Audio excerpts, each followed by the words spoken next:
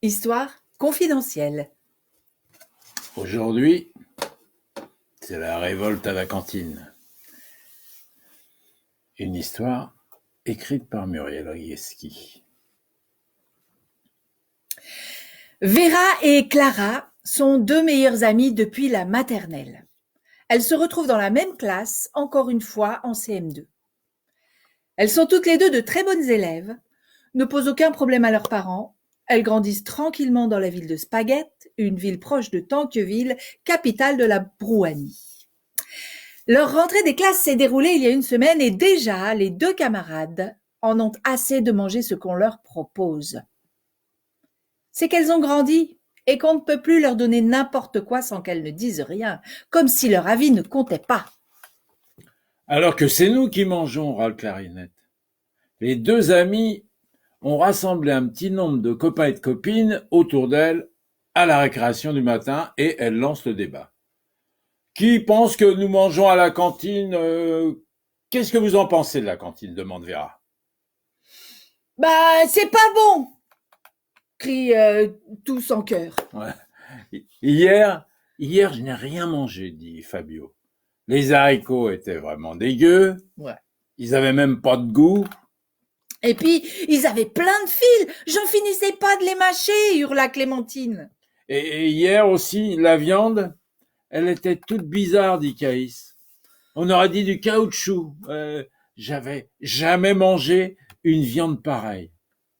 Souvent, les pâtes sont trop dures. Ouais. Pas assez cuites, on dirait. Le riz, c'est de la bouillie. Et les légumes sans goût, renchérit Souleymane. Et aujourd'hui, le menu, comme au moins une fois par semaine, depuis qu'on est en primaire, c'est des blettes pas cuisinées. Vraiment, personne n'est content. Ils réfléchissent donc à aller le dire. Mais à qui? Attends, j'ai une idée. Si on allait voir Stéphanie, l'animatrice, elle est sympa en général. Elle dirait qu'on peut peut-être faire quelque chose, dit Caïs. Ah oui, c'est une bonne idée, répond Vera. Allons-y.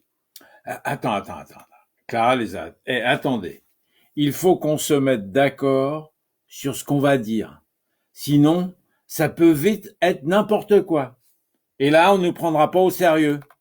Oui, tu as raison, dit Vera. Bon, par quoi on commence? On pourrait commencer par les légumes. Les blettes, c'est vraiment dégueu. On dirait qu'ils ont que ça. Et puis les blettes, ça pousse pas toute l'année. On pourra aussi parler des légumes de saison. Pourquoi ils nous donnent des tomates en plein hiver? C'est quand même pas normal, non? Caïs le regarde un peu surpris. Ah bon? Attends, ça pousse pas toute l'année les tomates? Mais alors comment ils font? Et Souleymane intervient. En serre. Ils font pousser les tomates en serre, ou alors ils les font venir d'autres pays où il fait plus très chaud toute l'année. Je sais ça parce que mon parrain m'a déjà emmené à Brougis. C'est comme un grand village avec plein de hangars, des restaurants où les vendeurs viennent s'approvisionner toute l'année. Oui, madame. Clara, un peu impatiente. Bon, d'accord, on va parler de manger des légumes de saison, parce que je crois qu'il y a plein de vitamines dedans, surtout. Ça, c'est un bon argument, je pense. Stéphanie les regarde de loin. Elle a l'air intriguée par ce petit groupe qui ne bouge pas. Elle les connaît bien, les élèves. Ça fait 5 ans qu'elle est dans la même école et voilà, elle les aime bien. C'est comme ça. Alors, qu'est-ce qui se passe par ici? Vous avez l'air bien préoccupé. Il y a un problème? Ouais. Oui, lance Vera. On en a assez de manger des trucs pas bons, des frites toutes molles, des pâtes trop dures et des légumes sans goût. On voudrait que ça change. Et justement, continue Clara, on voulait te demander comment on pouvait faire pour que ça change. Stéphanie, un peu prise de court, les regarde, dubitative. C'est quoi le problème? Faut pas exagérer, c'est mangeable. Ah, mangeable, ah bon. D'accord, hein, c'est mangeable. Mais enfin, hier, Souleymane et Simon ont vomi, tellement c'est mangeable. Et moi, franchement, j'avais la nausée. Les courgettes avec une sauce blanche toute gluante. Ils ont mis quoi dedans? De la morve? Ah, tout le monde se met à faire des perques. Horrible, t'es dégueu sous les mains. Bah ouais, mais quoi, tu dirais quoi, toi? Bon, ok, dit Stéphanie en s'éloignant. Je vois pas ce que je peux faire pour vous. Ben vous avez qu'à écrire à Spé, c'est l'entreprise qui nous livre. D'accord. Ou au maire, tant que vous y êtes. Bah, c'est lui qui travaille avec eux. Hein. Ou une manif. Pourquoi pas? Comme vos parents, les gilets jaunes. Ça servira peut-être à rien, mais au moins, vous vous serez exprimé. Ça sert pas à rien. Les enfants sont en colère parce que ils pensaient qu'elle était sympa. Ben, en fait, pas tant que ça, quoi. Elle s'est bien moquée d'eux. Vera ne se laisse pas démonter. Elle leur dit qu'ils doivent faire une lettre et une manifestation. Elle va voir Stéphanie. Ils vont pas se laisser faire. Et ils l'amèneront à la directrice aussi. Peut-être qu'elle nous écoutera, elle. Bon, la journée passe et à la récréation de l'après-midi, Vera amène du papier, un stylo pour écrire la fameuse lettre. Bon, alors, on écrit quoi? On n'a qu'à commencer comme ça, dit Clémentine. Nous mangeons depuis 4 ans votre nourriture. Ça veut dire qu'on a de l'expérience. Ça, c'est vrai. Qu'on dit pas les choses à la légère et qu'ils ne préparent pas bien les aliments. Ouais, oui, d'accord. C'est bien ça. La lettre n'a pas mis longtemps à être terminée. Ils ont tous signé. Ils l'ont recopiée en plusieurs exemplaires. Caïs a dit. Alors, une pour la directrice, une pour l'entreprise et une pour le maire. Ça ira comme ça, non? Oui. Et pour la manifestation, demande Simon, comment on fait? Ce soir, on écrit des phrases sur des cartons, chacun dans sa maison. D'accord. Et demain, on les amène dans nos cartables. À la récréation du matin, on défile dans la cour. Vous en dites quoi? Demande Vera. Bah, c'est bien, c'est formidable. Allez, on y va. Allez, hop. Le lendemain, le beau temps est avec eux. Un signe, se dit Vera. À la récréation du matin, ils se retrouvent au même endroit avec leurs pancartes. Spé, va apprendre à cuisiner. Spé, tu prends le bouillon. Les enfants sont pas couillons. On est là. Pour l'honneur de nos estomacs, nous on est là. Nous Tout est bête, on n'en veut pas. Surtout cuisiner comme ça. De ta morve au chocolat, on n'en veut pas. La directrice et tous les professeurs sortent dans la cour pour voir le défilé. Plein d'enfants avaient suivi le cortège petit à petit. Tout le monde trouvait ça marrant et en plus, tout le monde le pensait sans oser le dire. La directrice arrête le cortège. Stop, que se passe-t-il? Vera et Clara s'avancent et lui tendent la lettre. La directrice, un peu surprise et amusée, la lit pour elle-même, puis elle regarde les enfants. Bon, d'accord. Que voulez-vous faire? Eh ben, on voudrait que vous transmettiez ce courrier au maire parce que c'est lui qui peut décider que ça change. On voudrait avoir un rendez-vous avec lui pour lui expliquer qu'on veut manger autrement. En plus, il paraît que les aliments viennent de très loin. C'est peut-être pour ça qu'ils ont plus de goût quand ils arrivent dans nos assiettes. Ils perdent tout pendant le voyage. Oui, même leur couleur parfois. Les tomates, elles sont toutes bizarres, transparentes presque. Alors nous, on a l'impression de manger rien. Un truc sans goût, vous voyez. Je vois, dit la directrice. Je vais lui transmettre, mais maintenant il faut aller en rang. Je viendrai vous voir avant la cantine. Tout le monde obéit. Les enfants sont contents, ils ont confiance en la directrice. Elle est sévère mais juste. Elle fera ce qu'elle a dit. À la sortie des cours, la directrice va voir Vera et Clara. Venez dans mon bureau avant d'aller à la cantine. Oula, les deux amies se regardent un peu étonnées et un peu inquiètes aussi, mais elles la suivent bien sûr. Une fois dans le bureau, alors j'ai appelé monsieur le maire. Il m'a demandé de lui lire votre lettre. Il m'a dit qu'il viendrait vous voir cet après-midi pendant la récréation pour échanger avec vous.